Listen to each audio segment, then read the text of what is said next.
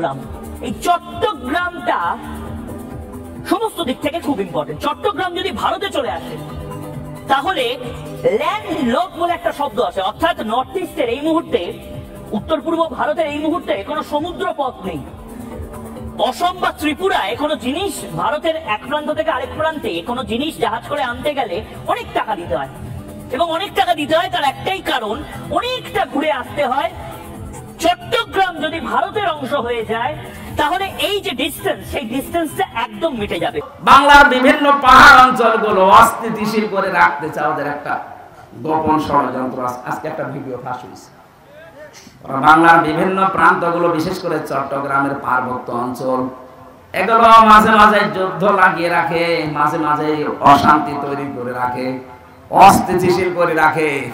কারণ ওদের একটা উদ্দেশ্য আছে, ওরা নাকি ওটা ভাগ করে ম্যাপ তৈরি করে মায়ানমারের কিছু অংশ আর চট্টগ্রামের কিছু অংশ কয়েকটা জেলা নিয়ে আলাদা একটা খ্রিস্টান রাষ্ট্রের ঘোষণা দেবে।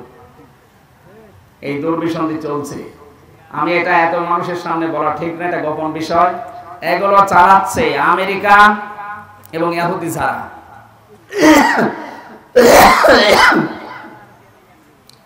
এদের এই গোপন ষড়যন্ত্র যদি বাস্তবায়ন হয়ে যায়, এই যে উপদেশটা 3 বার পাল্টিয়ে গেল, ডক্টর মোহাম্মদ ইউনূস থেকে একবার, এরপরে আবার কয়েকজন, এরপরে কয়েকদিন আগে আবার 3 জন, এগুলো এমনি এমনি করছে না, একটা দুর্বিসন্ধি আছে। সব চাইতে ভয়ঙ্কর এর ভেতরে এই ফারুকি, এই লোকটা মেয়েতে মেয়েতে, ছেলেতে ছেলেতে বিয়ে করা, এই যে সমকামিতা, এটা প্রমোট করে। এইগুলো নিয়ে সে সিনেমাও বানিয়েছে। এই যে পরকীয়া প্রেম করে মানুষ উদ্বুদ্ধ হয় কি করে, সে তার নিজের স্ত্রী তিশাকে এই সিনেমায় কাজে লাগিয়েছে। Third person singular number, bachelor, আমি উপন্যাস পড়েছিলাম, ওইগুলো দেখছে এখন সিনেমা বানাচ্ছে। আমার বিশ্ববিদ্যালয়ে থাকাকালীন একটা অভ্যাস ছিল, ক্লাসের পড়া যাই হোক আমি উপন্যাস পড়তাম খালি। এই দেখেছিলাম ওই সময়, ওইগুলো দিয়ে দিয়ে এখন নতুন নতুন সিনেমা তৈরি করছে। আর এগুলোর লেখক যারা, আমি ওই লেখকের নাম নিতে ঘৃণা করি। ওই মানুষগুলো যা করিয়ে গেছে, পরকীয়া প্রেমের মাধ্যমে পুরা একটা সংসার জাহান্নামী হয়ে যায়। 2, 3, 4, 5 সন্তানের ছেলে মেয়ের মা সব রেখে আল্লাহর রাস্তায় চলে যাচ্ছে। কথা বলছেন না? বলছে ঠিক, ওটা আল্লাহর রাস্তা, শয়তানের রাস্তা না। পরকীয়া প্রেমে যারা আছেন, আপনি আজকে তওবা করে ওই মোবাইল নাম্বার ওই বান্ধবীর বলেন আর ওই পরকীয়া প্রেমিক প্রেমিকা এক্ষুনি ডিলিট করে দিবেন। ও বলছে ঠিক, তার মানে ওর মোবাইলে আছে।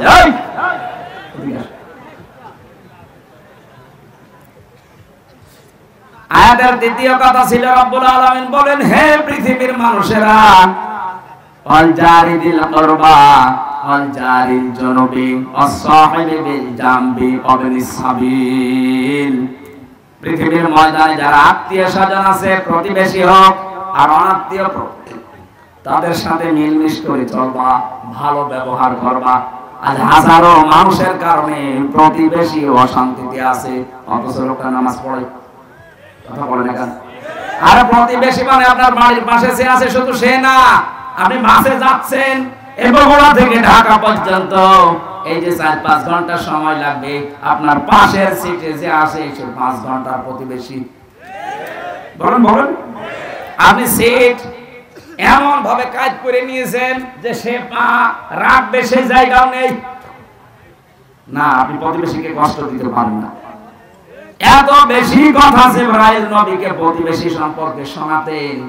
নবীজি বলেন, আমার মনে হচ্ছিল আমার জমি জায়গার ভাগ, এই মিরাস, এইটাও নাকি প্রতিবেশীকে দেওয়া লাগতে পারে নাকি। আবার বলেন তো, এত গুরুত্ব স্যার তাদের সাথে আজ আমাদের সম্পর্ক দা কুমড়ার। এগুলো টাউনে তো আরো বেশি, গ্রামেও আছে। মুরগিতে ধান খেয়েছে, এই নিয়ে প্রতিবেশীর সাথে গন্ডগোল। বলেন বলেন, সাবধান, নিজেরা অধীনস্থ যারা আছে তাদের সাথে খারাপ ব্যবহার করবা না। নবীজির জীবনের শেষ কথা 2টা, তিনি বলেছিলেন as-সালাত as-সালাত ওয়া মা মালাকাত আইমানুকুম as-সালাত। উম্মতেরা, আমি তোমাদের রেখে গেলাম, যাই করবা করবা, নামাজ ছাড়বা না। আর অধীনস্থ যারা আছে, কাজের লোক, মেয়ে ছেলে যাই বলে তাদের সাথে ভালো ব্যবহার করবা। নবীজির জীবনের শেষ কথা এইটা। আল্লাহ পাক বলেন এই যে মানুষগুলো এইভাবে আল্লাহর কুদরতি আঙ্গুল এই বগুড়া ধনুটের দিকে তাকিয়ে বলছে, এই যে এই মানুষগুলো আল্লাহর পক্ষ থেকে নিরাপত্তা পাওয়ার হকদার। কারা? যারা তাদের ঈমানের সাথে শিরিক মিশ্রণ করে না। এখানে জুলুম মানে শিরিক। তাহলে আমরা বাংলাদেশকে যদি কাবার মতো নিরাপত্তা দিতে চাই, এই ৫৬,০০০ বর্গ মাইলে বসবাস করে যদি আমরা নিশ্চিন্তায় থাকতে চাই, আমাদের চুরি ডাকাতি ছিনতাই রক্তপাতের হত্যার কোনো ভয় থাকবে না, আয়না ঘরে কোনো অস্তিত্ব থাকবে না, তাহলে এই দেশে যারা আছি শিরিক মুক্ত জীবন গঠন করা লাগবে। আর জোরে বলা লাগবে। শিরিক কি? এটা আয়াতের দ্বিতীয় শব্দ। এটা আল্লাহর ইবাদত করবা, শিরিক করবা না। শিরিক এবার আমি পেয়েছি তাফসিরে, শিরিক বিল যাত, শিরিক বিল সিফাত, শিরিক বিল ইখতিয়ারা, শিরিক বিল হুকুক। এই ৪ প্রকার গুলো আবার শ্রেণী বিভাগ করে করে ৮ প্রকার, ১২ প্রকার, ২২ প্রকার, ৪২ প্রকার, ৭২ প্রকার, ১২০ প্রকার পর্যন্ত শিরিক আছে। সবগুলো আমি নোট করেছি। এক একটা বিষয়ের উপর এত কথা আল্লাহ লুকিয়ে রেখেছে, যত গবেষণা করবেন তাফসীর আকারে তত বের হবে। জোরে বলেন আল্লাহু আকবার। এই জন্য তাফসীর করতে গেলে এরকম সময় লাগে। এখন শিরিক শব্দ নিয়ে যদি এত বেশি, ইবাদতের ব্যাখ্যা ছিল ৯টা, শিরিকের ব্যাখ্যা আছে ২৭টা। এটা প্রকার হিসাবে ভাগ করা যায় ১২০ প্রকার, ১২০ শ্রেণীতে। এতগুলো শিরিক থেকে যদি সত্যি আমরা মুক্ত হতে পারি, দেশের মানুষ, আমরা তো চেষ্টা চালাচ্ছি। আমাদের বিশ্বাসে শিরিক থাকবে না, আমাদের আকীদায় শিরিক থাকবে না, আমাদের সমাজে শিরিক থাকবে না, আমাদের সংসদে শিরিক থাকবে না। সংসদে একটা শিরিক ছিল, আল্লামা দেলাওয়ার হোসেন সাইদি রহমাতুল্লাহ আলাইহি ওটা তুলে দিয়েছেন। এই যে মাথা নিচু করে ঢোকা লাগতো। মুসলমানের মাথা শুধু নিচু হবে কার সামনে? স্পিকারের সামনে এভাবে যাওয়া লাগতো আগে, মাথা নিচু করে। উনি বলেছেন না, মুসলমানের এই দেশে এই শিরিক চলতে দেওয়া যায় না, সিস্টেম করে ওটা বাদ দিয়ে দিয়েছে। এখন আর ওইভাবে যাওয়া লাগে না। ইচ্ছা করেন যতদিন কিয়ামত পর্যন্ত যদি বাঁচতে চান, আপনাকে আল্লাহ হায়াত বাড়িয়ে দেবে, আপনাকে মরা লাগবে। এইটা ফাইনাল যে মরা লাগবে। কুল্লু নাফসিন যায়িকাতুল মাউত। যাকে আল্লাহ বানিয়েছে তাকে মরণ দেবে, সে যেই। নবীজি বললেন, আজরাইল যাওয়া যখন লাগবে দেরি করার দরকার নেই, আমারে নিয়ে চলো আমার সবচাইতে বড় বন্ধু আল্লাহ রাব্বুল আলামিনের কাছে। উনি শুধু হাতটা রেখেছিলেন। হযরতে আজরাইল ডাক দিয়ে বলে, হে রাসূল, আপনি কষ্ট পেয়েছেন। নবীজি বললেন, হাত সরাও। কেন? মনে হচ্ছে উহুদ পাহাড় আমার বুকের উপর রাখলে। ফেরেশতা বলে, হে রাসূল, আজ পর্যন্ত আমি যত জীবন কবজ করেছি, এত আসানে, এত আস্তে, এত আরামে কারো জান কবজ করিনি। আমি জানি আল্লাহর পরে আপনার স্থান, এজন্য শুধু আমি হাতটা রেখেছিলাম। নবীজি বলেন, আজরাইল, এইটা যদি তোমার হাত রাখা হয়, তো তোমার শাস্তি কোনটা? এখন শুরু করিনি। বিশ্বনবী ওদিন কান্নাকাটি করে বলেছিলেন, আজরাইল, মৃত্যুর যত কষ্ট আছে তুমি আমারে দিয়ে দাও। আমার পরে আমার যত উম্মত এই দুনিয়ায় আসবে তারা এমনিতেই দুর্বল, মরণের যন্ত্রণা তাদেরকে দিও না। হযরতে আজরাইল ওদিন বলেছিলেন, হ্যাঁ, আপনার এই কথা আমি রাখতে পারি। কোরআনে কারিমে আল্লাহ ৬৬৬৬ আয়াত আপনার উপরে নাযিল করেছেন। এর ভিতরে একটা আয়াত আছে, আয়াতুল কুরসি বলা হয়, সূরা বাকারা ২৫৫ নম্বর আয়াত।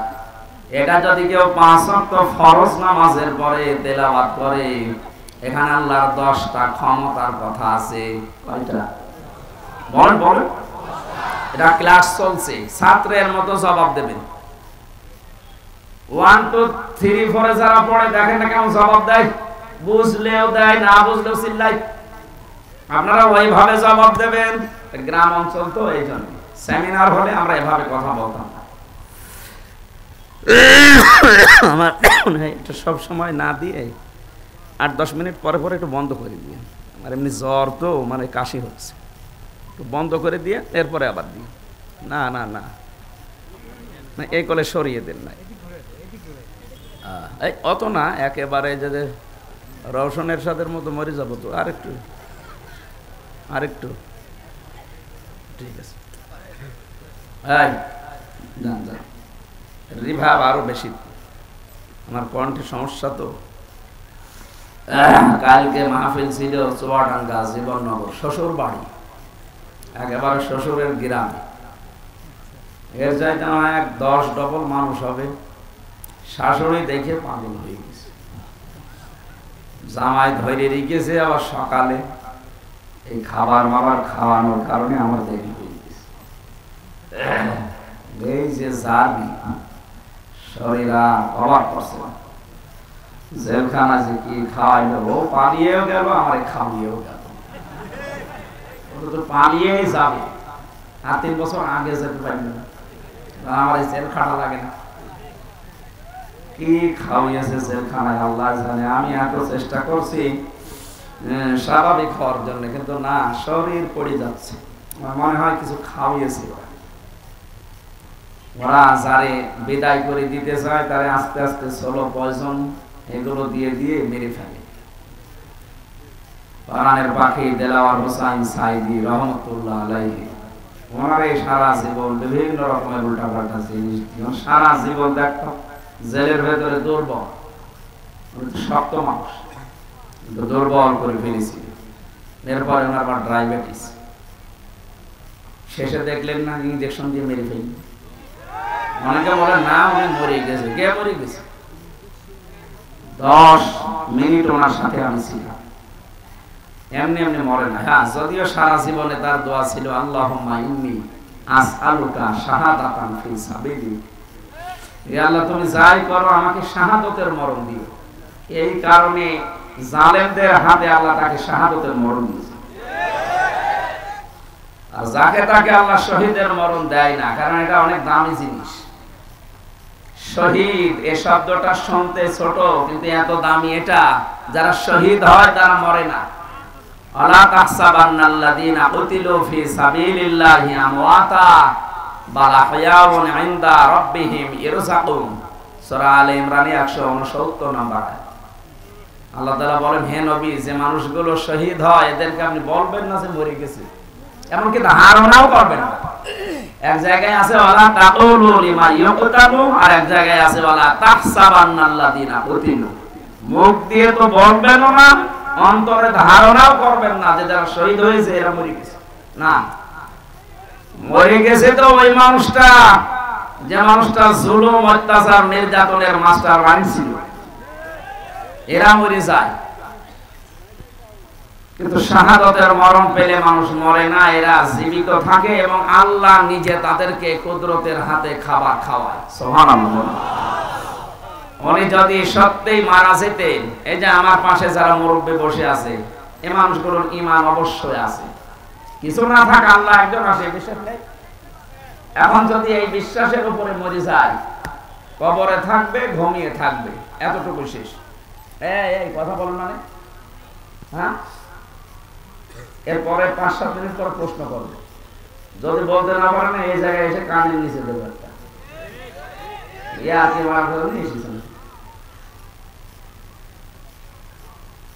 উনি যদি অবস্থায় ঈমান নিয়ে মারা যেতে পারে, কবরে শুয়ে থাকবে। মাম বাআসনা মিন মারকাদিনা হাযা মা ওয়াদার রহমান ওয়া সাদাকাল মুরসালুন। কিয়ামতের যেদিন সিংহায় ফুৎকার দেওয়া হবে, ফাইদা নুফিখা ফিস-সূর, ওই ফুৎকারের সঙ্গে সঙ্গে উনি চোখ মুখ ডলতে ডলতে উঠবে আর ধমক দেবে, আমারে জাগালেন কেন? আমি তো ঘুমিয়েছিলাম। মনে হচ্ছে কেবল 8-10 মিনিট আগে ঘুমিয়েছে, অথচ কোটি কোটি বছর জীবন থেকে আল্লাহ পার করে দিয়েছেন। ঘোষণা দেওয়া হবে, এইটাই সেই রহমানের ওয়াদার দিন, কিয়ামত কায়েম হয়ে গেছে, ওঠো। আপনি একটু সামনে দৃশ্যটা নিয়ে আসেন তো নিজের জীবনে। যে এরকম একটা সময় আমাদের সবার সামনে আসবে, কিয়ামতের ওই কঠিন ময়দান যেদিন কায়েম হয়ে যাবে, একটা ফৎকারে আপনি উঠবেন, চোখ ডলতে ডলতে উঠে দেখবেন যে সবাই দৌড়াচ্ছে ময়দানে, হাসরের ময়দানের দিকে।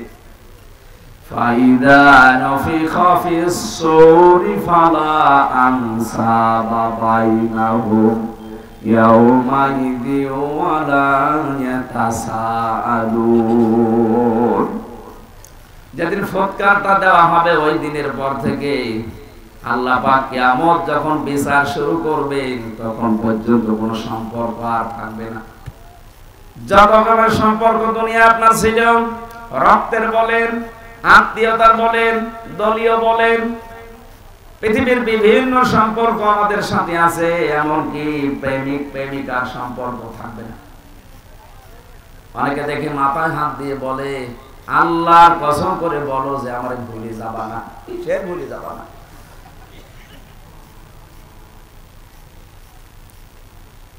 যত রকমের সম্পর্ক আল্লাহ বলেন নসব আনসব, বহু বচন দিলাম, একটাও থাকবে না, সব কাট হয়ে যাবে। ইয়াউমাইযি ওয়ালা ইয়াতাসাআলুন। এমনকি পৃথিবীতে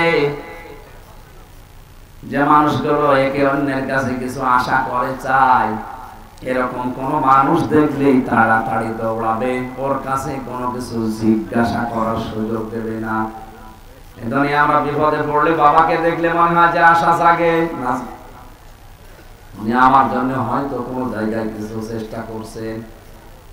আল্লাহর কসম, কোরআন কারীম সূরা মুমিনুনের ভেতরে আল্লাহ এটা জানিয়েছেন, সিংহায় ফৎকার দিলে ওই বাবা পর্যন্ত মনে করবে হয় আমার কাছে আসতে পারে, এটা লোক দৌড়াবে। কি করবে? ন্যাংরা মানুষ যেভাবে দৌড়ায় ওইভাবে না। ইয়াউমা ইয়াফিরুল মারউ মিন আখি, এই যে আল মারউ মিন আখি, এর আগে আল্লাহ ইয়াফিরু দিয়েছেন।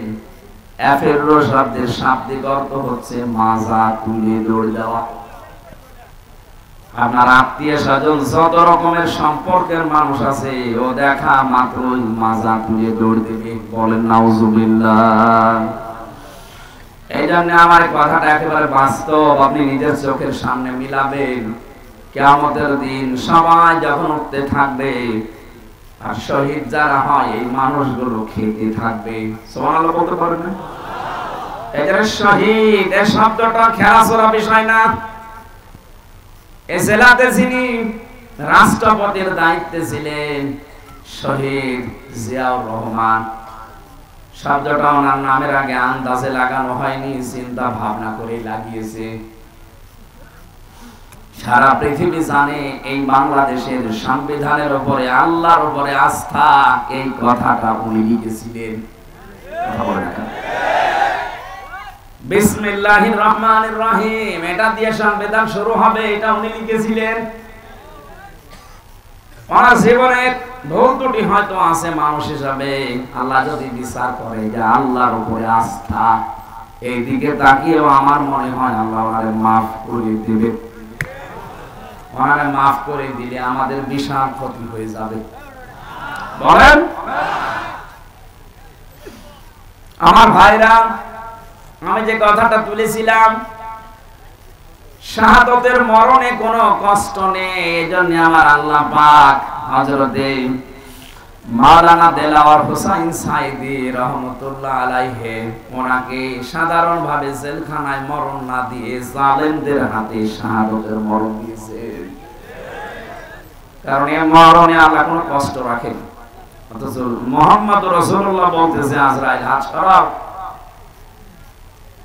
তাই যে আয়াতুল কুরসি পড়ার কথা তিনি বললেন, এটা নিজে জান কবজ করবেন তিনি জানাচ্ছেন, হে নবী আমি যেহেতু সবার জান কবজ করব, আমি আপনাকে গোপন সংবাদটা জানালাম। আপনার উম্মতেরা যদি আয়াতুল কুরসির 10টা ক্ষমতা বিশ্বাস করে পড়তে পারে, অনেকের মনে আশা জেগেছে যে আমি আয়াতুল কুরসি পড়ি। আরে ভাই না, এর ভেতরে 10টা জিনিস আল্লাহ সাজিয়ে দিয়েছেন। এই 10টা জিনিস আপনার প্র্যাকটিক্যাল লাইফে, আপনার বাস্তব জীবনে এটা থাকা লাগবে। আপনি আন্দাজে পড়ে গেলেন, একটাও আপনার জীবনে নেই না, ওই রকম আয়াতুল কুরসি হবে না। আমি বহু হিন্দুর সাথে মিশে দেখেছি, আমার রিমান্ডে অনেক হিন্দু অফিসার পেয়েছি। আমার আর কোরআনের কারিমে কেমন আয়াত, তো আমার মনে হয় আমার চাইতে ওর কোরআন বেশি জানা আছে। এমন এমন আয়াত রাতের বেলা যখন পাহারা দিত ওই রিমান্ডে, এমন এমন আয়াত এসে পড়তো, কি গো নাম মনে হচ্ছে উল্টা পাল্টা, সুব্রত বালা, দেবদুলাল, মোহন কুমার, এর নাম তো সব মুসলমানের। এরা পাহারা দিত কিন্তু আয়াত পড়তো কোরআন শরীফের, ইয়া আইয়ুহাল্লাযীনা আমানু ইন্না মিন আসওয়াজিকুম ওয়া আওলাদিকুম আদুওয়াল লাকুম ফাহদারুহুম। কিভাবে পড়েন কোরআন শরীফ? আমাদের আয়াত আছে, যে যে বিষয়ের আয়াতগুলো আছে 8টা 10টা 15 20টা করে আয়াত মুখস্থ করে রিমান্ডে আমারে প্রশ্ন করতে, আমার এই ওয়াজ নিয়ে যে আপনি এই ওয়াজ করেছেন এই আয়াতের সাথে, হ্যাঁ আপনি কেন এই জায়গায় এই কথা ঢোকালেন? বদরের ময়দানে এখানে 14 জন শহীদ হয়েছে, 14 জন কাফের মারা গেছে, আপনি এই জায়গায় তথ্যটা আগে না বলি পরে বললেন কেন? এগুলো ওরা আয়ত্ত করে নিয়েছে কেন? ও মানুষগুলো দেখতাম মাঝে মাঝে আল্লাহ ভুল ধরত, আমাদের রিমান্ডে প্রশ্ন করে আর আল্লাহ ভুল ধরে, আল্লাহ এই কাজটা ঠিক হয়, আপনার কাছে পরামর্শ নিয়ে আল্লাহ কাজ করার সব চাইতে বেশি পেয়েছিলাম ওই যে মাঠের নিচে আয়না ঘর, যেটা রিমান্ডে ওখানে নিয়ে যখন রেখে পাহারা দিত, রাত 12টার সময় এক দল আসতো, অধিকাংশ হিন্দু, এসে কোরআনে কারিমের এমন এমন আয়াত থেকে প্রশ্ন জিজ্ঞাসা করে আর ওই 1.5 মিনিট 2 মিনিট ভিডিও শোনায়। দেখেন তো এটা আপনার নাকি? হ্যাঁ। কোথায় বলেছিলেন? চুয়াডাঙ্গায়। এইটা কোথায়? কুষ্টিয়া। এইটা নাটোরে। আমি বললাম যে 1.5 ঘন্টা কথা বলি আমি, এর আগে নেই পরে নেই, 1.5 মিনিট 2 মিনিট কোথা থেকে পান? তাহলে আমরা সারাদিন বসে বসে শুনি আর দেখি কোন জায়গায় হাত লাগানো যায়। হাত লাগাবেন, হাত লাগাতে হলে আমার চাইতে আপনার আয়ত্ত বেশি থাকা লাগবে, কথা বলে না? এই যদি ভুল ধরতে চায়, আমার আজকের আয়াতের তাফসীরে আমার কোরআনের উপরে মাস্টার্স করা আছে, আমার মতো যারা করেছেন লেখাপড়া তার উপরে পড়াশোনা করা লাগবে। একটা ইঞ্জিনিয়ার পাস করে 10 তলা বিল্ডিং এর প্ল্যান দিয়েছে, আর এই যে দোকানে চা খাওয়া, ওর যে হাল হকিকত দেখি আসে, ওই লোক এসে যদি বল না এ প্ল্যানে ভুল হয়েছে, ওর দাঁত মুখ ফেলে ফেলার দরকার না। এই লোকটা অনার্স মাস্টার্স করেছে এই বিষয়ের উপরে, এতদিন লেখাপড়া করছে, 16 বছর পড়া লাগে, 16 থেকে 18 বছর। একটা প্ল্যান দিল আর আপনি চার দোকানদারি করছেন, লবণ ঠিক মতো দিতে পারেন না, মিষ্টি ঠিক মতো দিতে পারেন না, আর আপনি ভুল ধরছেন এই প্ল্যানে। আমার যে মানুষগুলো ভুল ধরছে অবস্থা কিন্তু ওদের ওই রকমই ছিল। তারা কিছু কিছু সাবজেক্টের উপরে আয়াতগুলো হাদিসগুলো আয়ত্ত করি কি করে ভুল ধরা যায় সেই চিন্তা ছিল। এভাবে যদি 16 বছর 18 বছর কোরআনের উপরে পড়াশোনা করে ভুল ধরা লাগতো, তাহলে আর ভুল ধরতো না। এমনকি আল্লাহর ভুল ধর। আমি আকিজ গ্রুপে চাকরি করতাম ওই সময়, তাদের খতিব ছিলাম। তারা অনেকে জানেন না, আকিজের বড় ছেলে যিনি এখন ডাক্তার মহিউদ্দিন, ওনার 4টা স্ত্রী, 4 বিয়ে করা তো জায়েজ নেই। দেখেছেন একটা জায়েজ জিনিস হালাল, এটা নিয়ে কত সমস্যা, কেউ ভয়ে কথা বলছে না। আরে আশ্চর্য রে, আল্লাহ তাআলা কোরআনে কারিমে বিয়ের কথা শুরু করেছেন 2 বউ দিয়ে, ফানকিহু, নিকাহ করো, বিবাহ করো। কয়টা? মাসনা 2টা, সুলাসা 3টা, রুবা 4টা। আল্লাহ কি 1 দিয়ে শুরু করেছেন না 2 দিয়ে?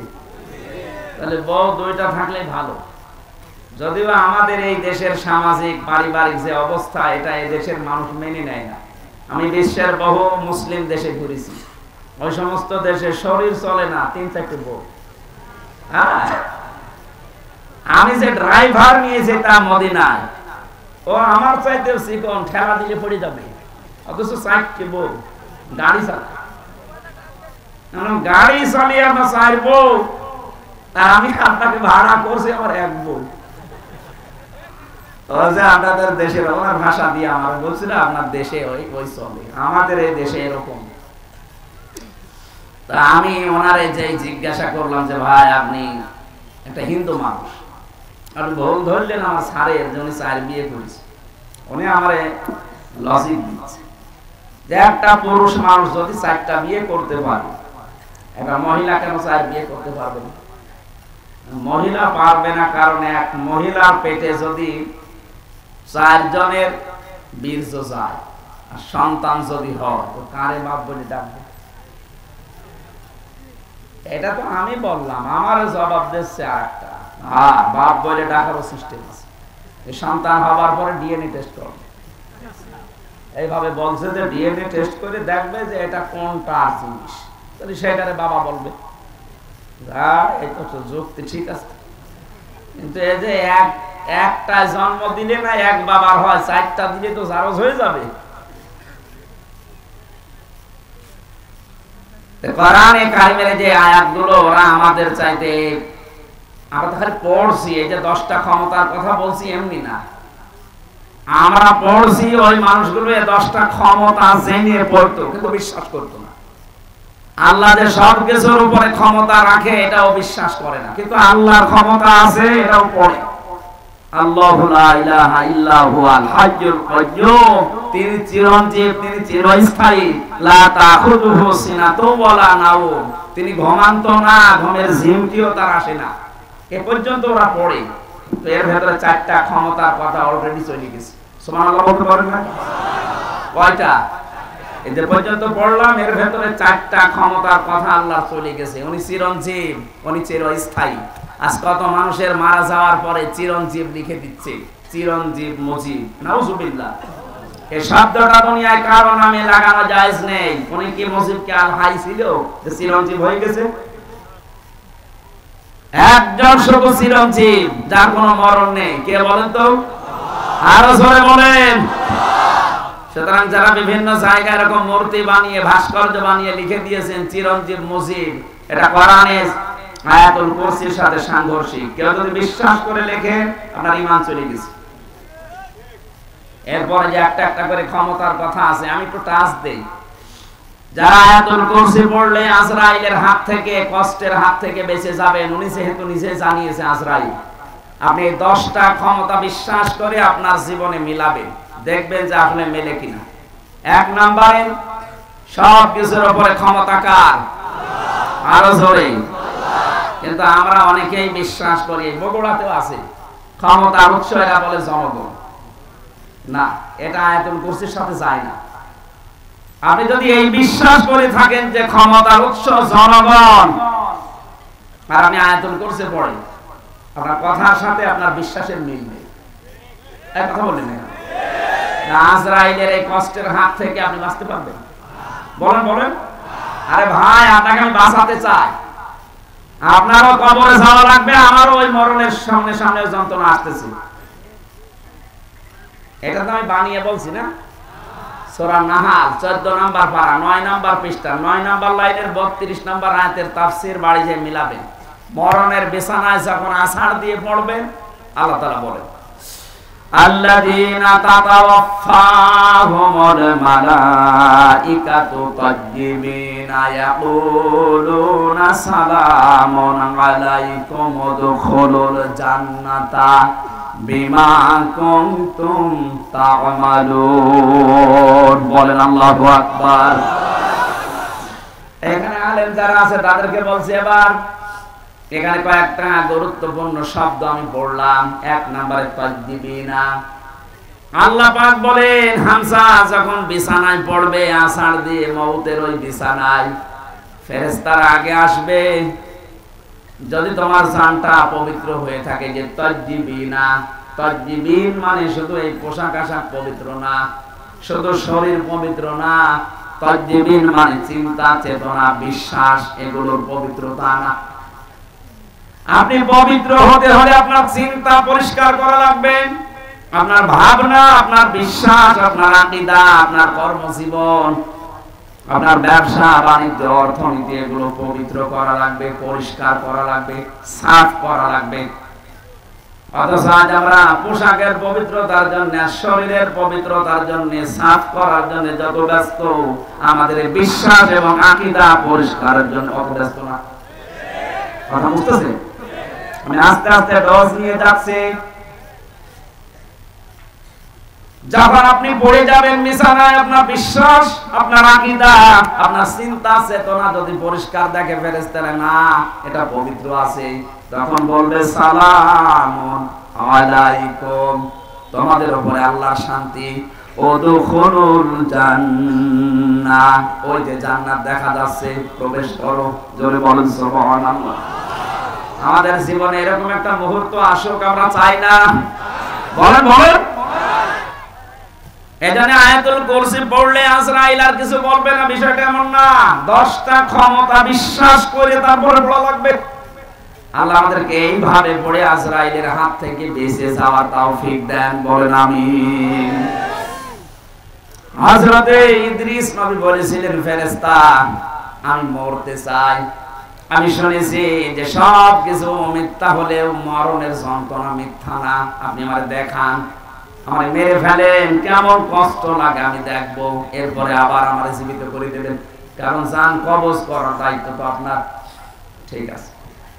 দ্বিতীয় নম্বর শর্ত আমার, আপনি বলেছিলেন জান্নাত জাহান্নাম, এগুলো আমি আল্লাহর কাছ থেকে জানি। জান্নাত জাহান্নাম আছে, জাহান্নামে কেমন করে আল্লাহ শাস্তি দেয়, ওই শাস্তিটা আমি চোখে দেখবো, আমারে দেন।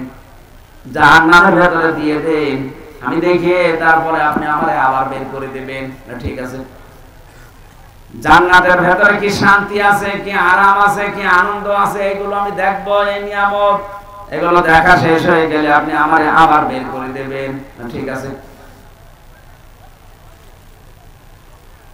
মরণের যন্ত্রণার এই কথা বলার পর ফেরেশতা আজরাইল আল্লাহকে বলেছিলেন, রব্বুল আলামিন গিয়েছিলাম তো ভালো জায়গায় নবী মনে করে, কিন্তু এই লোকটা তো ভেজাল, ও মরতে চায়।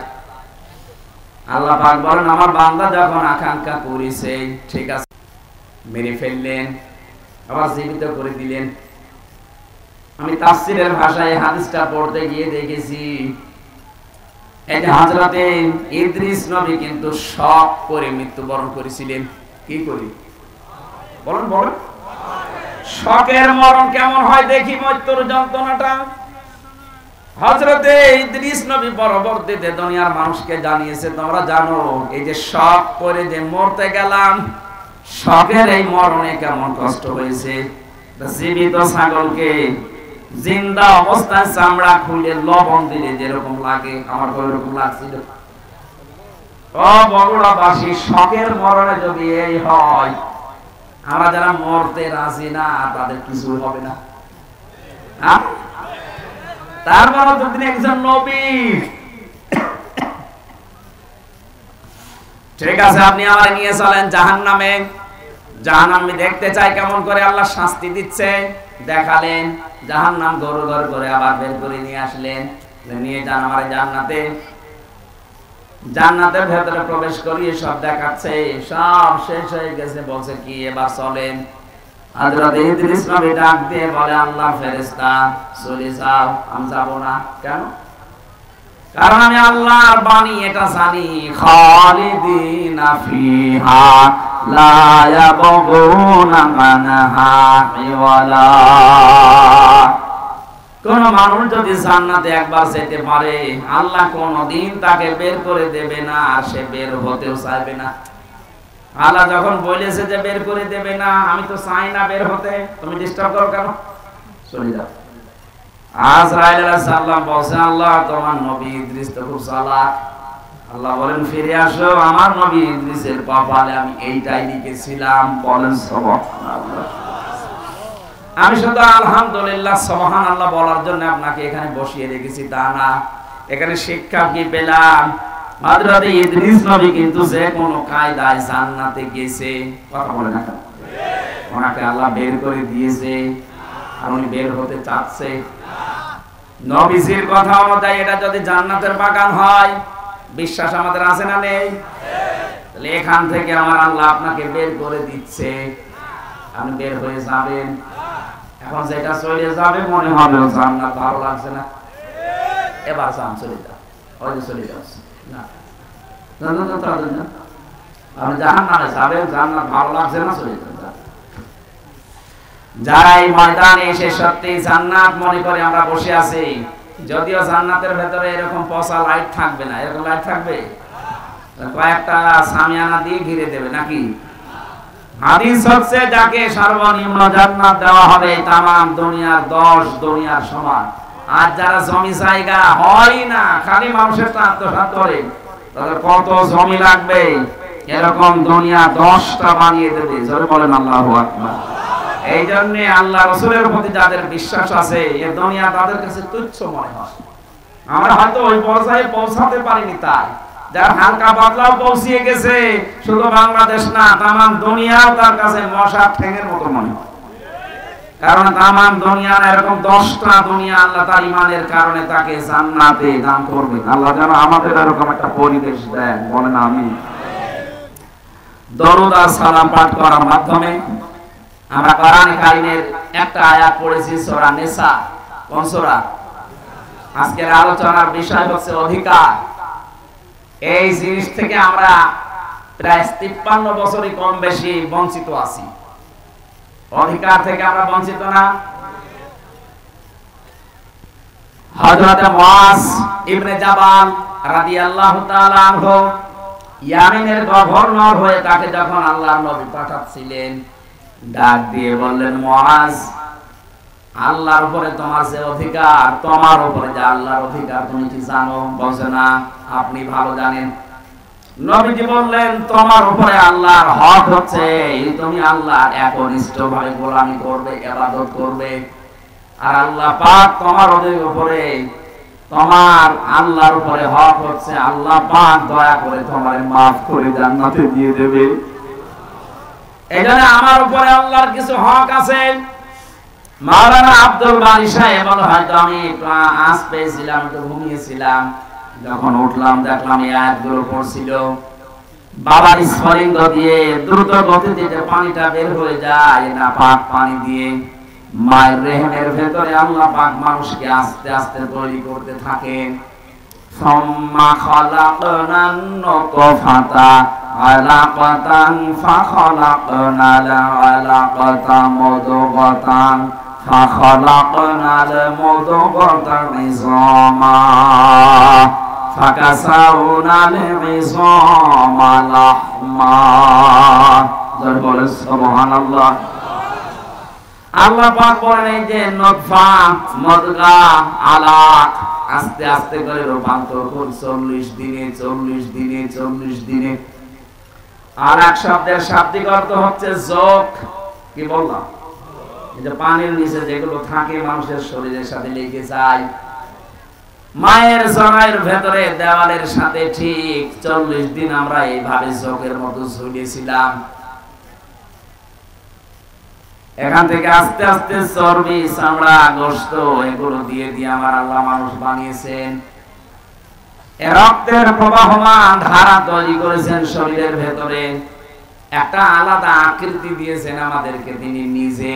এই যে ফেরেশতাদের দেখতে পাচ্ছেন এই বডিটা, এটা ফেরেশতারা বানিয়েছে। আর এই যে আকৃতি, যেটা মুখ, এর ভেতরে আল্লাহ 5টা ইন্দ্রিয় শক্তি দিয়ে আল্লাহ নিজে বানিয়েছেন। বলেন সুবহানাল্লাহ। এই মাথার ভেতরে জিনিস আছে কয়টা? বলেন বলেন। চিন্তা আসে কোন জায়গা থেকে? মাথা থেকে। বলেন না কেন? শোনেন আপনি কি দিয়ে? কান দিয়ে। কথা বলেন, নিঃশ্বাস নিচ্ছেন, দেখছেন আপনি চোখ দিয়ে। 5টা ইন্দ্রিয় শক্তি গুরুত্বপূর্ণ, এগুলো সব এই মাথা কেন্দ্রিক। আল্লাহ জানে নিজে এটা তার হাত দিয়ে বানিয়েছেন। লাকাদ খালাকনাল ইনসানা ফি আহসানি তাকওয়িম। অবশ্যই আমি সব জায়গায় সুন্দর আকৃতি দিয়ে বানিয়েছি মানুষকে। কে বলছেন? আরো জোরে বলেন। এত সুন্দর করে আমি মানুষ বানালাম। পৃথিবীর একটাই সৃষ্টি, এই যে কাবা শরীফ, যদিও কালো গিলাফ দিয়ে ঢেকে রাখা আছে। দুনিয়ায় কত কিছু তো কালো দেখি আমরা। এই যে ভ্রমর কালো, কোন মানুষ একবার ভ্রমর দেখে আর একবার তাকাতে মনে বলে আমি পাইনি। কথা বলছেন না? পেশা বাদুর, চামচিকা, এরা নিজেরা তো কালো, আবার কালো জিনিসের ভালোবাসে, অন্ধকার। এই জন্য এদের যা চেহারা, এদের একবার দেখলে আর একবার দেখতে মন চায় না। কাবা শরীফ কালো, একটা এমন একটা আকর্ষণ আল্লাহ ওর ভেতরে দিয়েছে, যতবার তাকাবেন মনে হয় আরেকবার তাকায়। নবীজি জানিয়েছেন পৃথিবীর দুইটা জায়গা আছে যেখানে তাকিয়ে থাকলে সওয়াব হয়, একটা কাবা শরীফ আর একটা আপনার মা আর বাবা। জোরে বলেন সুবহানাল্লাহ। মায়ের দিকে বাবার দিকে কেউ যদি মহব্বতের নজরে তাকিয়ে থাকে, একটা নফল হজের সওয়াব হয়ে যায়। সাহাবী বললেন, হে নবী, আমি যদি 100 বার তাকাই, বিশ্ব নবী বলেন মা বাবার দিকে 100 বার যদি কেউ তাকায়, 100 বারই নফল হজের সওয়াব হবে। অথচ কয়েকদিন আগে যে রংপুরের নীলফামারী কিশোরগঞ্জ একটা থানা আছে, ওখানে যে দেখলাম বৃদ্ধাশ্রমে এই লাইনে আর এই লাইনে কত মা বাবা বসে চোখের পানিগুলো ফেলছে। এদের চোখের দিকে তাকালে আমি বুঝতে পেরেছি এরা সন্তানের জন্য বরদোয়া করছে। যে মায়ের দিকে বাবার দিকে শুধু তাকালেই হজের সওয়াব হয়ে যায় নফল, অথচ ওরাও তো কোনো মা বাবার সন্তান ওদেরও আছে, ওরা রেখে এসেছে নিজের ইচ্ছা করে ওই বৃদ্ধাশ্রমে। একটা সন্তান বলেন তো কখন তার মা আর বাবাকে বৃদ্ধাশ্রমে রেখে আসে? আমার যতটুকু মায়া মহব্বত ঈমান আছে আমার দ্বারা সম্ভব না। যদি আমার বউ ছেলে মেয়ে সব ছেড়ে দেওয়া লাগে, তাও আমার মা আর বাবাকে বৃদ্ধাশ্রমে রেখে আসা সম্ভব না আমার ঈমানে। ওরা তো রেখে এসেছে, কথা বলে না কেন? ওরা রেখে এসেছে কোন কারণে? ওদের পেছনে কোনো কারণ আছে। আমি একবার রাঙ্গামাটি গিয়েছিলাম, লংগদু থানা, ওখানে একটা বৃদ্ধাশ্রম আছে। বললাম আমারে নিয়ে চলেন তো দেখি আসি। যে দেখি একটা লোক কলেজের প্রফেসর কাঁদতেছে। কি আপনি কি হয়েছে? বলছে আমার মা। মায়ের কাছে একটু দাঁড়ালাম, দেখি কি বলে। মৃত্যু সজ্জায় ডাক দিয়ে বলছে, ওই আমার সন্তান, আমি যখন মারা যাব আমার মাথার উপর যে ফ্যান ঘুরছে এই ফ্যানটা তুই পাল্টিয়ে দিবি, নতুন ফ্যান লাগিয়ে দিবি আমি মরে গেলে। ছেলে কৌতূহল নিয়ে বলছে, মা তুমি তো মরেই যাবে, মরে গেলে আবার ফ্যান কি হবে? মা বলছে দরকার আছে, কারণ তুই আমার সাথে যা করলি আমার মন লেগে বলছে তোর সন্তান তোকে এখানে কিছুদিন পরে দেখি যাবে। কথা বলে না কেন? এটা গতকালকে পেপারে এসেছে, ঢাকা বিশ্ববিদ্যালয়ের একজন অধ্যাপক, দুইটা ছেলে একটা মেয়ে, একটা আমেরিকায় থাকে, একটা লন্ডনে থাকে, আর একটা অস্ট্রেলিয়ায় থাকে। তিনজনই প্রতিষ্ঠিত। ওর বউ মারা গেছে। ওই তিন ভাই বোন মিলে সিদ্ধান্ত নিয়ে বাবাকে রেখে গেছে বৃদ্ধাশ্রমে। অথচ তো সে নিজে বলছে আমার ঢাকায় ফ্ল্যাট ছিল 3টা। আমার বড় ছেলে চালাকি করে ফ্ল্যাট গুলো সব লিখে তার নিজের অ্যাকাউন্টে টাকা নিয়ে নিয়েছে। আজ আমার যেহেতু কিছু নেই, মেয়েটা আছে অস্ট্রেলিয়ায়, আর ছেলে দুইটা কেউ লন্ডনে কেউ আমেরিকায়। তাদের অভাব নেই, কিন্তু এই মানুষগুলোর পাশে একটা ঘর আমার জন্য হয়নি যে একটা রুমে আমি থাকবো। যেই কয়টা ছেলে আর মেয়েরা আমাকে এদের বড় কারণে শেষ পর্যন্ত এই বৃদ্ধাশ্রমে রেখে গেছে। 3 বছর পরে পরে নাকি একটা চিঠি লিখে বাবার কাছে। অথচ লোকটা ঢাকা বিশ্ববিদ্যালয়ের শিক্ষক ছিল। উনি দেখলাম কথা বলতে বলতে মরে গেল। লোকটা হাউমাউ করে কাঁদছে। আমার বছর বছর আপনি দাঁড়িয়ে আছেন দেখলেন, আপনি আমার উপরে আবার খারাপ ধারণা করেন না। এর দোষ আমার না, এই দোষ আমার বউ। আমার 2টা ছেলে মেয়ে আছে, তাদের দিকে তাকিয়ে আমার বউকে আমি তালাকও দিতে পারি না। আজ 3 মাস আগে আমি এখানে রেখে গিয়েছিলাম আমার মাকে। তার নিয়ে বড় ঝামেলায় পড়েছিলাম। বারবার আমার বউ আমার তাকিদ দেয় যে এই বুড়ি যদি থাকে আমি তো আমার ভাত আর খাবো না। কি করবো? ছেলে মেয়ের দিকে তাকিয়ে বাধ্য হয়ে মাকে রেখে গিয়েছিলাম এখানে। বাবা আমার ছোটবেলায় মারা গেছে।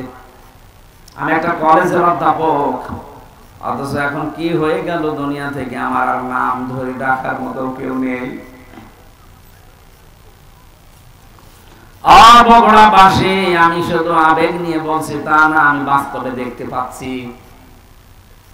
রাঙ্গামাটি লংগদু থানার এই যে মাটা মারা গেল, কলেজের অধ্যাপক, এখানে বহু মানুষ ঠিক তার পরিবারের কাছে ওই রকমই। একটা বাবা 8টা 10টা 16 17 20 22 25টা ছেলে মেয়ে আমি দেখেছি। 25টা ছেলে মেয়েকে বাবা মানুষ করতে পারছে এক হাতে এক কাঁধে তুলে নিয়ে, অথচ 25টা ছেলে মেয়ে মিলেও একটা বাবার মাকে খাবার দিতে পারে না। শেষ পর্যন্ত 15 দিন বা 1 মাস করে পালাপালি করে নেয়। বগুড়াতে নেই। সিদ্ধান্ত নেওয়া লাগবে, আমার মা বাবাকে যদি আলাদা করতে কেউ চায়, দুনিয়া থেকে আমি দরকার হয় তারে আলাদা করে দেব। সম্মানিতা মা বোনেরা, আমি নিজে স্বামী, আল্লাহর কসম করে বলছি, আমি সহ যত স্বামী এখানে বসে আছে, কোন স্বামী কিন্তু মন থেকে চাই না যে আমার বিয়ের পরে আমার মা বাবা আলাদা হয়ে যাক। না, আমি যা খাবো আমার মা বাবা তাই খাক, আমি না খেয়ে থাকলে ওরা না খেয়ে থাক, তারা আমার সাথে থাক। কথা বলে না কেন? এই পরিবেশটা আমরা অনেক জায়গায় দেখছি নষ্ট হয়ে গেছে। বিয়ে করার কিছুদিন পরেই সন্তান আর পেরে ওঠে না, শেষ পর্যন্ত এই মা বাবাকে হয় আলাদা করে দেয়, নাই বৃদ্ধাশ্রম দিয়ে দেয়। কথা বলে ঠিক কিনা? এই ছেলেটার পেছনে যে সবচাইতে বেশি ভূমিকা পালন করেছে এটা তার বউ।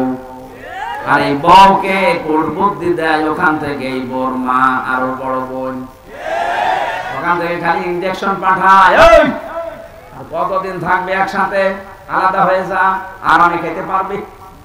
আমি কি বেশি বলে ফেললাম?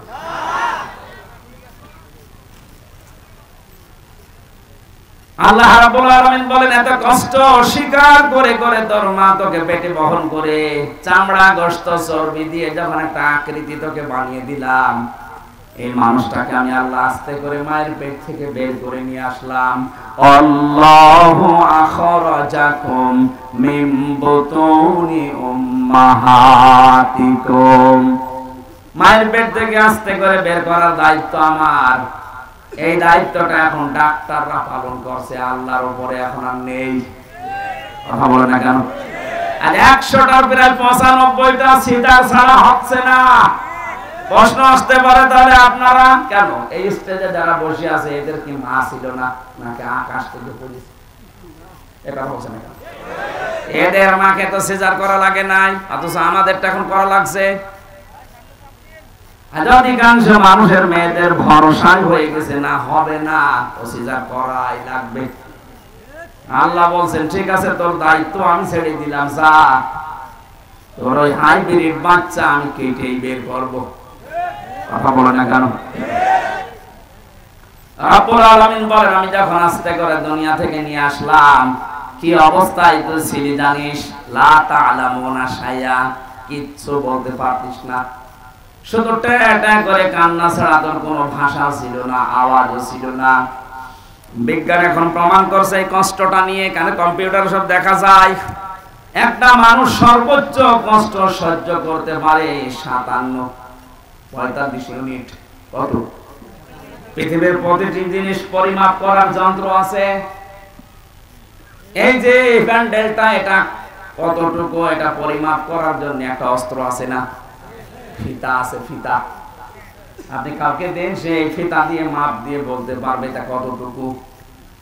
আপনি যদি এরকম চাউল নিয়ে এসে বলেন এটা মেপে দেন, দাড়ি পাল্লা আছে। কথা বলে না কেন?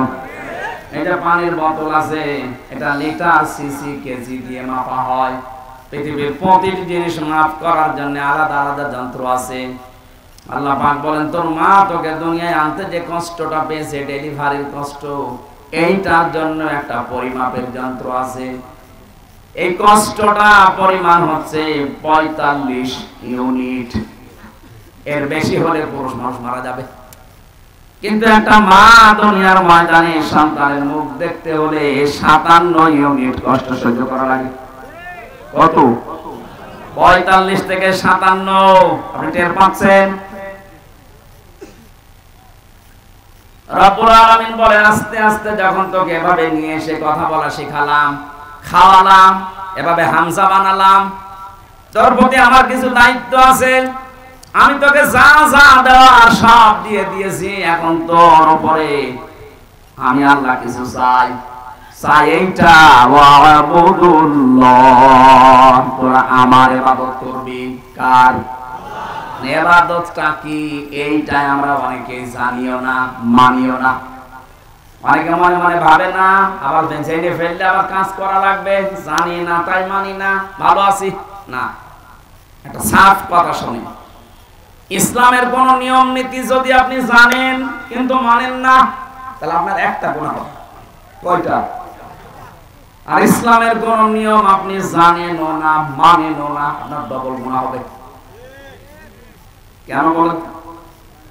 কারণ আপনি জানা ফরজ, মানা ফরজ। জানার ফরজ আপনার আদায় হয়েছে, মানার ফরজ আদায় হয়নি, এজন্য গুনাহ হবে কয়টা? কিন্তু আপনি জানেনও না, মানেনও না। আপনার জানার ফরজ যেহেতু আদায় হয়নি, মানার ফরজ আদায় হয়নি, এজন্য যারা বলে জানার নাম ইসলাম না, মানার না ইসলাম, এটা একটা শয়তানি। আপনি না জানলে মানবেন কি করে?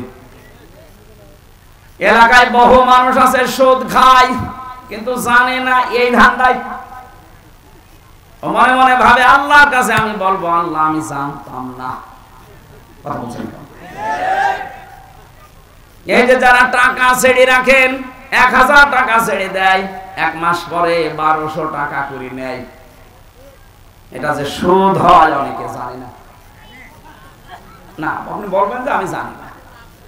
এই যতদিন বলবেন যে আমি জানতাম না ততদিন আপনার অসুবিধা নেই, কিন্তু যেই বলবেন আমি জানতাম, তুমি জেনে করলেন কেন? এই ধারণা আমাদের ছিল যে জানতাম না তাই আল্লাহকে বলবো আমি জানি না তাই মানি না। না, আপনার গুনাহ হবে ডবল। আপনি জানেন না কেন? আমি কি জেনে এসেছি? আমার জানা লেগেছে। এই কথা বলছেন না কেন? এই এলাকায় হয়তো এই গুনাহ এখনো আরম্ভ হয়নি। এই যে টাকা ছেড়ে রাখে, টাকা আসে, কিন্তু অনেক জেলায় এটা আছে। এই এলাকায় যারা এই কাজ করছেন, টাকা ছেড়ে রাখেন আর টাকা আসে, এটা প্রকাশ্য সুদ। মায়ের সাথে জেনা করার মতো গুনাহ করছেন আপনি। এটা ছেড়ে দেওয়া লাগবে। কারা কারা এই গুনাহ ছেড়ে দেবেন? হাত তোলেন তো। এই এলাকায় তো সহসা 180 মাইল দেখি। ঠিক আছে, আপনারা এই এলাকাতে প্রায় সব মায়ের সাথে জেনা করছেন।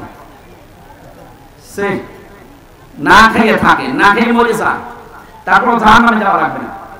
কিন্তু মায়ের সাথে জেনা করে গেলে জাহান্নামে শুধু না, ইদাফ লাহুল আযাব ইয়াউমাল কিয়ামা, জেনাকারীদের শাস্তি ডবল হবে। কয়টা বলেন? তাহলে এই গুনাহটা এখনো পর্যন্ত আপনার এলাকায় আছে। আপনি নামাজ পড়েন, রোজা রাখেন, হজ করে আসেন। কিসের হজ করেন? আজকেই সিদ্ধান্ত নিয়ে বাড়ি যাবেন যে না আমি আর এই গুনার সাথে নেই, টাকা যা ছেড়ে রেখেছি আগামী মাস থেকে টাকা শুধু 1000 দিলে 1000ই নেব, 1200 নেব না। পারবেন না ভাই? এটা যদি আপনি নাই পারেন তো কেন কষ্ট করে রাতের বেলা বসে আছেন? আপনি বাড়ি যেয়ে ঘুমান আর আপনার আমল নামায় উঠতে থাক, আপনি এই জায়গায় লিখা উঠবে আপনি মায়ের সাথে জেনাকারী। বলেন নাউজুবিল্লাহ। কুষ্টিয়ার বড় বাজারে দেখলাম আসরের নামাজ পড়ে গেল, আমার সাথে নামাজ পড়ে দোকানের সামনে দিয়ে ঘুরতেছে, আর কে টাকা দেয়, টাকা নিয়ে কি লেখে, কি গো নামাজ পড়ে একটু আর এই লোক এত টাকা পায়। চলে যাওয়ার পরে দোকানদারকে বললাম ভাই কিসের টাকা দিলেন? হুজুর বলা যাবে না। বলা যাবে না? প্রতি মাসে মাসে উনি একবার করে এখানে আসে, আল্লাহরে উনি টাকা নিয়ে যায় আমার কাছে, 10,000 করে আমার টাকা দেয় মাসে মাসে, আর 1,000-এ 100 টাকা করে বেশি। এটা কি সুদ? বলেন না কেন? এগুলো স্বর্ণের দোকানে দেখলাম বেশি দেয় ওরা।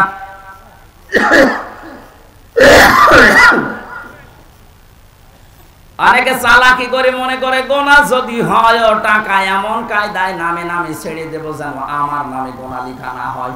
অনেকে বোর নামে টাকা ছাড়ে, জাহান্নামে যদি যাই বউ যাবে। না ভাই, চালাকি করবেন না।